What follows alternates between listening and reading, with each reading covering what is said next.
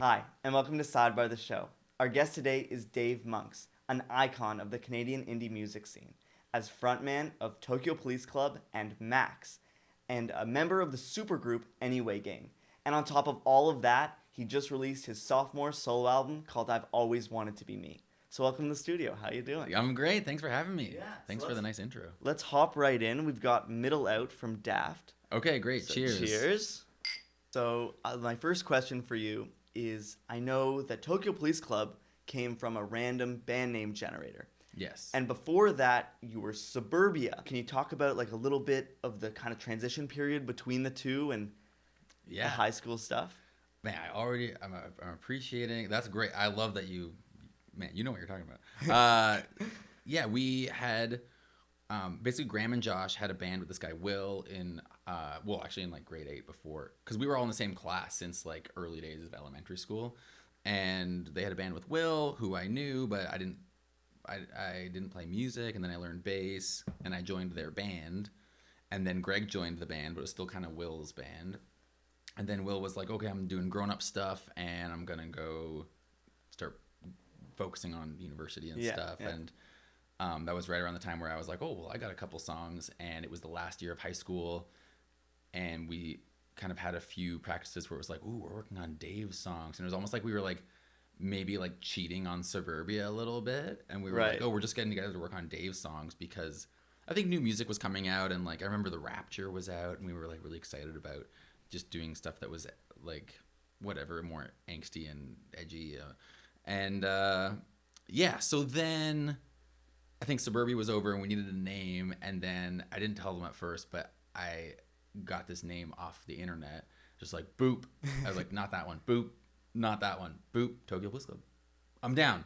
And then I think and then actually like before I even talked to them about it as a band name, I wrote Cheer It On, right? And then it was like part of that, and I was like, oh, okay, well, this is kind of sticking now, and we did it, and that's how it came to be. Fantastic. Yeah. That was right at the end of high school, and then yeah. Well, my next question has to do with, I know you worked at the Gap. I did. When you were younger, and I heard that you were either always 5 minutes late or showing up a little bit out of breath. So I was wondering if you're just casually kind of like a fashionably late kind of guy, or if there was a story behind that. The story was that, the story is that I have poor time management, I guess, but I would, I lived in Newmarket, and I would walk to the Gap, which was like a 20-minute walk from my house, and my boss, after working there for a few weeks or months or something, was like, okay, Dave, it's time for your performance review, and things gonna be good, you're friendly, and people are buying the jeans, which is great, but you're 5 minutes late every day, so if we just have you on time every day, not 5 minutes late, on time, that'd be awesome. And I was like, no problem, got it under control. And so what I do is I would just leave my house at the exact same time every day, but walk faster, and I would wind up there totally on time and totally covered in sweat.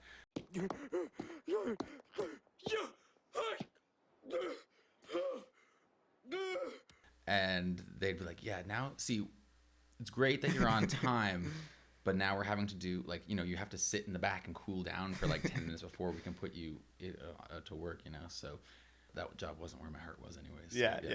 Selling jeans. It's hard, man. The whole like harassing customers in the store thing is anyone working retail out there, like, respect. That's tough work. Well, my next question is about 10 by 10 by 10. Okay. The covers album that you did in 2001 to 2010, that was kind of the culmination of that decade. Yes. And it was recorded over 10 days. But it has such a wide range of songs, from like Miley Cyrus, Party in the USA, All My Friends, which is like one of my favorite LCD Sound System songs of all time. How did you go about narrowing it down from the songs of the decade to pick those 10?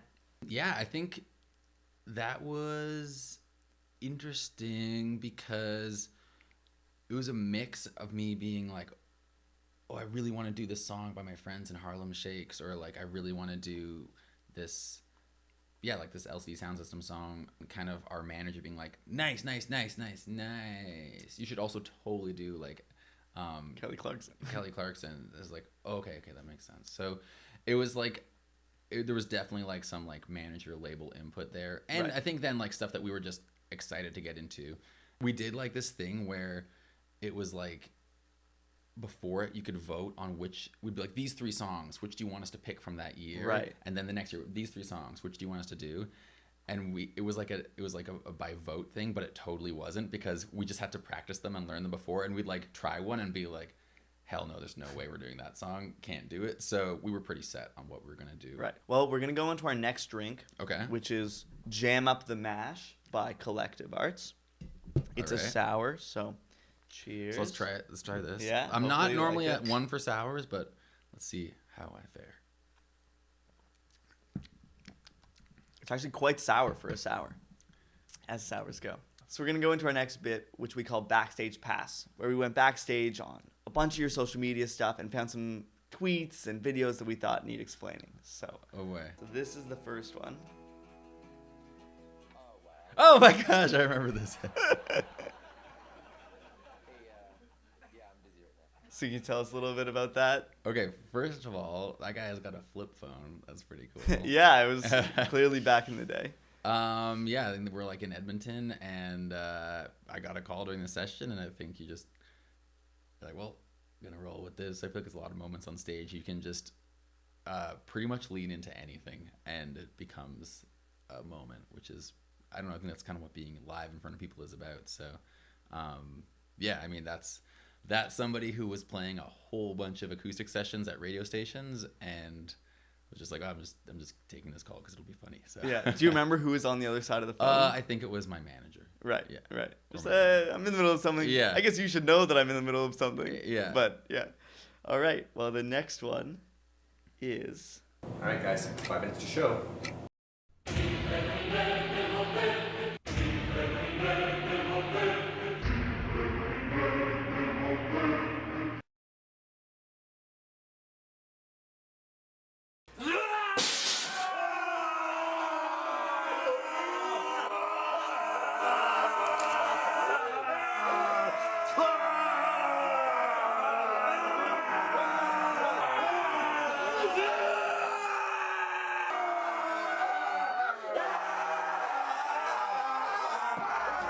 So we're pushing the set by 20 minutes. So just joke.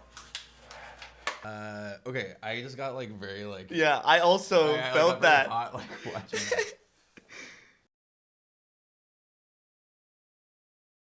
So I think that like one of the ways of like letting off steam for us, and especially it seems like on that tour, was like, yeah, just getting into like creative things like that, and we like recreate a scene from like that disturbing scene from that movie Whiplash. Not quite my tempo. All right. And 5, 6, 7. Nope.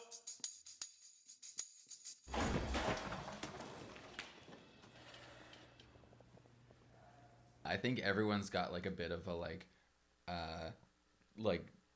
comedian flair, and I don't know. I think I would honestly love to do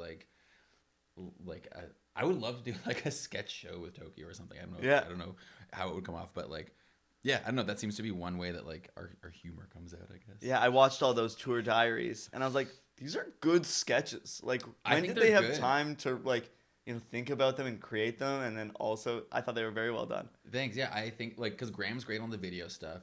Josh is great at like that physical humor and stuff. Greg has like no like he'll push it the farthest. Like he'll Right. get the weirdest. And I don't know. I guess I do funny stuff too. But like, yeah, that makes me want to make more of those. Honestly, Yeah. Just weird some people out.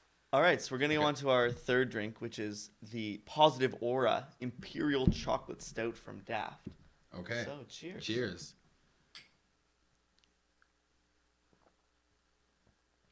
It's a classic stout. Yeah, I like that. Yeah. Yeah. Tastes good. Positive aura. Yeah. All right. So my next question is: I actually went to a Tokyo Police Club show in 2016, Okay. and you've had different haircuts at so many of the shows. Yeah. That show you had a buzz cut. I know you've had short hair, long hair, like really long hair. Yeah. What kind of influences the length of hair you have, and do you have a favorite style that you've gone with? I want to be like, I don't know, that's just my hair. But I was doing stuff and I buzzed it one time. But I do feel like there's something like a bit of there is something internal that comes out externally. I feel like with the hair a little bit. I'm always making like split decisions, and my friend was like, yeah, I'll buzz it tomorrow. And I was like, okay, great. And yeah, and then that was me for a long time, and then and then growing the hair back just felt like getting myself back a little bit. I was like, man, we're going back. We are going back to being silly. So, yeah. No, I've gotten haircuts that are like way too short before, and I like feel different, you know. And then like growing it back and getting the long hair back always feels nice. Yeah. So I don't know. It's nothing, and maybe it's something. Yeah. All right. Well, my next question is: I heard that you chew apples loudly on tour. Right. Is that a real thing, or was that just also a bit? I think that was part of the bit. Yeah. Huh? All the way. Uh-huh. Well, not all the way. Saskatoon so far. Yeah. Saskatoon. We're gonna...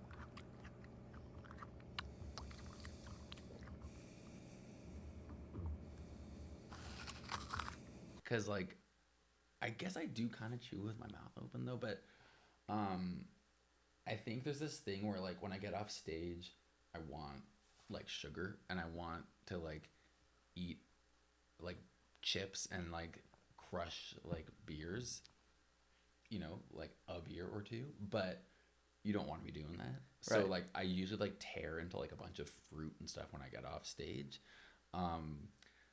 And I don't know, maybe the guys are like, yeah, you do kind of like pace around, just like furiously eating an apple when you get off stage.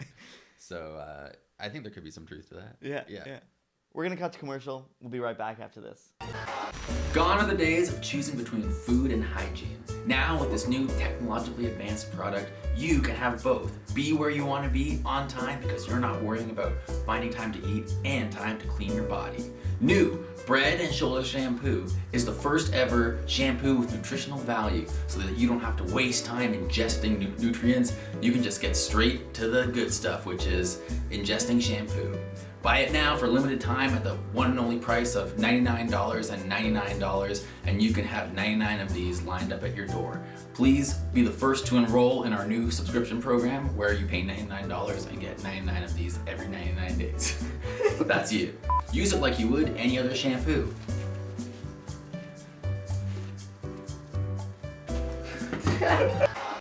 So we're going on to our next drink, which is the blue raspberry flavor Warhead Sour. So this is 20%. It's pretty sour. It's going to be more sour than the sour. More sour than sour, but okay, great. Here we go. Cheers. Cheers.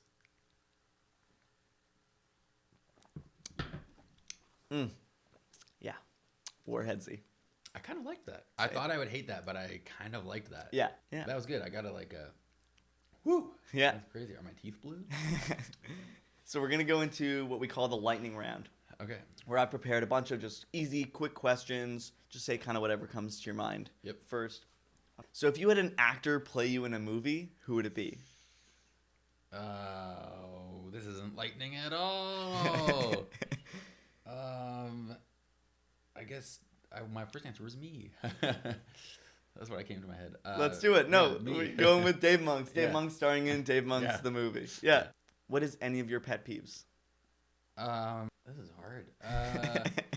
What's a pet peeve is when oh wait, I got a pet peeve. Okay. How Disney cropped the Simpsons episodes on Disney Plus, and like you miss out on some jokes, and I just feel like it's so horrible, and it's such an important. The Simpsons are very important, and like, you know, there's just jokes that get cut out. The like, background jokes. yeah, like, you know, Homer and Scorpio are on a treadmill moving across, like when he gets that new job and moves to like whatever, like Cyprus, whatever. I vaguely remember that episode. but Yeah, and they're like having this conversation and they're drifting across the hallway because the joke is that like they were on treadmills and now they're just on like a moving walkway. Right. But you can't see their feet at all, so it just looks like they're like hovering.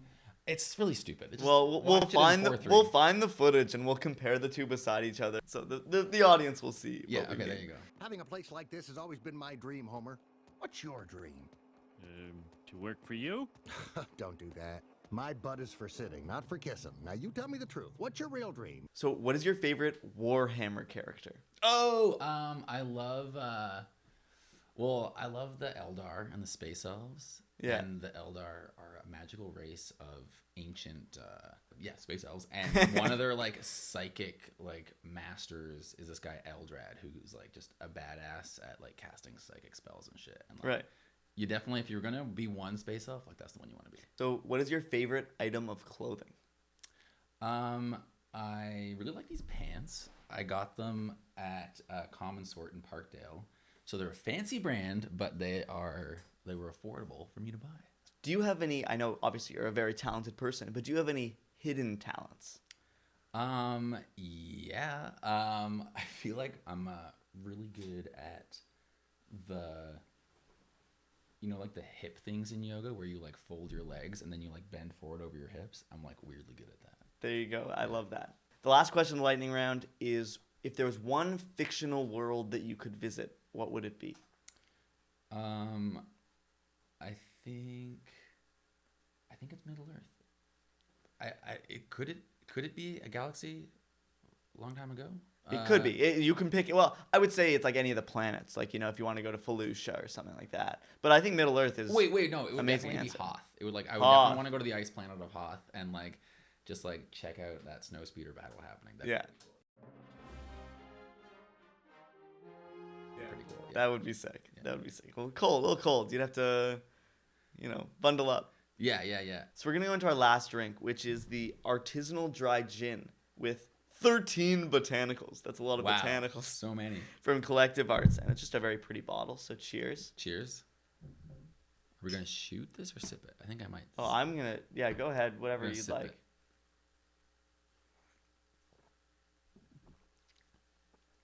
Okay, that might have been better to shoot, but that's good. I feel like I'm actually ready for it now. Like after having this. It's nice. Yeah. Gin is my go-to hard alcohol. So. Yeah. Well, but Gin that- used to be my thing, but then it makes me too weird. I feel like every alcohol has its own like personality trait that goes along with it. Yeah, totally. Yeah. All right. So we're gonna go into our last set of questions. Okay. And the first one, I'd love to talk about Ghost Pepper Records, your yeah. own record label that you started. I think it was you know what? I gotta come clean. It was like a means to an end, I was like, I'm putting my stuff out. I'm doing it directly with the Orchard Canada, which is like a distributor, and that means I have a label, and that's my label. But it's like it just connects those dots for me, and right. I feel like every few months there's like I have a friend or I like find something that I'm like I would love to put this out and like help like be not that like I have some magic power to help or something, but just be like a champion for this person and be like, whoa, this song is awesome, like people need to hear this. And then I'm like, I already have like 4 bands, I can't be like doing that. Right. So, and I have friends who run record labels. I have a lot of friends who run record labels, and everyone's like, they're like, yeah, it is a huge amount of work, and it is, whatever. So it's a thing I have, and It's kind of hibernating. it's hibernating. Maybe it'll be something more expansive later. So if anyone wants to come work for me for free, no problem. But yeah, that's where Ghost Pepper's at. Yeah. All right. Well, my next question is, I know you talk a lot about encouragement in a lot of your TikToks, and Yeah. you're a big encouragement guy. 99.9% encouragement, Yeah. and then 0.01% criticism, but only from the people that you really trust. And I think that's a really interesting thing. What's the worst unwarranted criticism that you've ever received, and what's the best really good feedback, really good compliment that you've received? Well, I think like a sort of medium difficult piece of criticism from somebody really, really close to you is much worse than somebody at Pitchfork saying something really nasty about Right. me, or they kind of start to balance, it's like a scale. If you're not in the ring doing this thing, Yeah, you got no skin in the game. if you got no skin in the game, I feel like you should be pretty much just encouraging someone. And I've gotten amazing pieces of encouragement. I feel like I grew up on encouragement. I think we were playing Graham and Josh and I learned the Ghostbusters theme song in grade 9 or something, and my dad was just flipping out. He was like, "This is amazing," and Right. I have no idea what it sounded like, but my parents weren't musical themselves, so I think it was all just a crazy magic trick, and they were so encouraging. And my partner Allison is just really encouraging, and all that. I need it all, and so I love getting to do that for people because it's pretty easy to get excited about people making awesome things.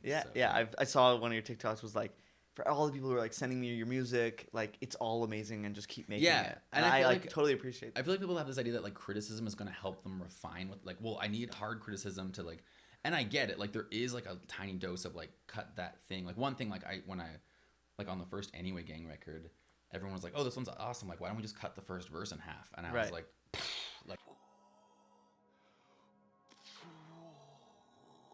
that is so much better. Yeah, I heard you talk about that. And it was that was like a really clear, like everyone's got skin in the game. That's a good idea. That is a good idea. And I was like, perfect. Like that helps me a lot. Yeah. But that's so different than somebody being like, I just feel like you should really dig deep and find something new. And I'm like, fuck off. I don't know what you're talking about. Yeah. And this is not an actionable criticism that you've just given me. I think encouragement, if you're creating anything, encouragement is going to help you create 10 times more of that, and you'll wind up hitting the bullseye. Right. Instead of someone's like, it needs a little more this or that or this, and then you've got like 3 or 4 songs or drawings or whatever, and you just need to keep making it. Yeah. So thanks for coming in. It's been fantastic. Thanks for having me. Stick around. He's going to play a live song in just a few moments. But if you want to promote any of the, your new album, your new shows, come up February 4th. Yeah, come out February 4th. I have tickets already. Great. So Hamilton is on the 5th at Mills Hardware. Yeah. So go buy your tickets and go check out the album on Spotify and Apple Music and all those good things. Perfect. Thanks.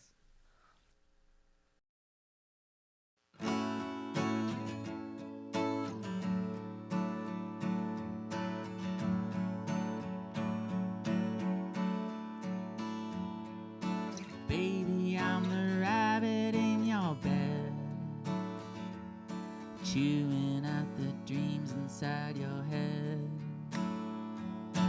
Baby, you're the mountain that I'll climb someday when I really have the time.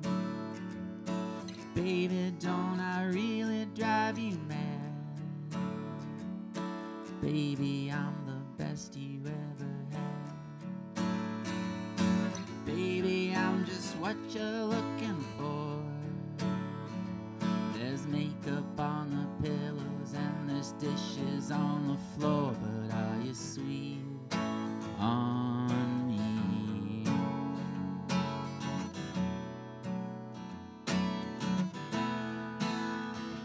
Are you sweet on me?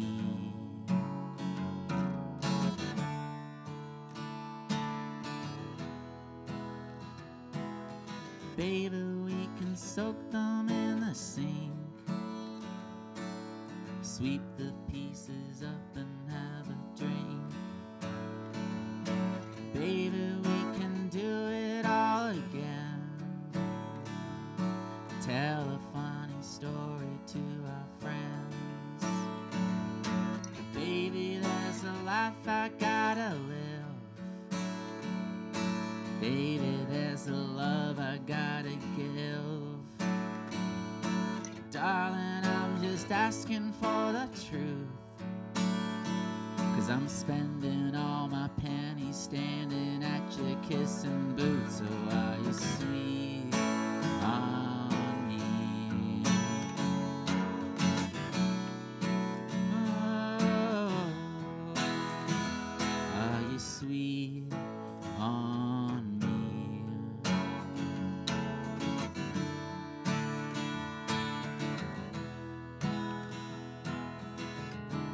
Tell me, 'cause I got to know.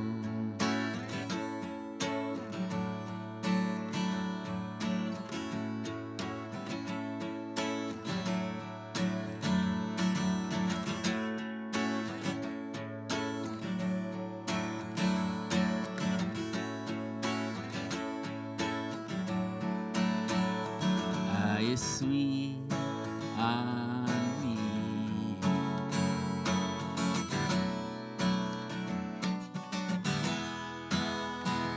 Are you sweet on me?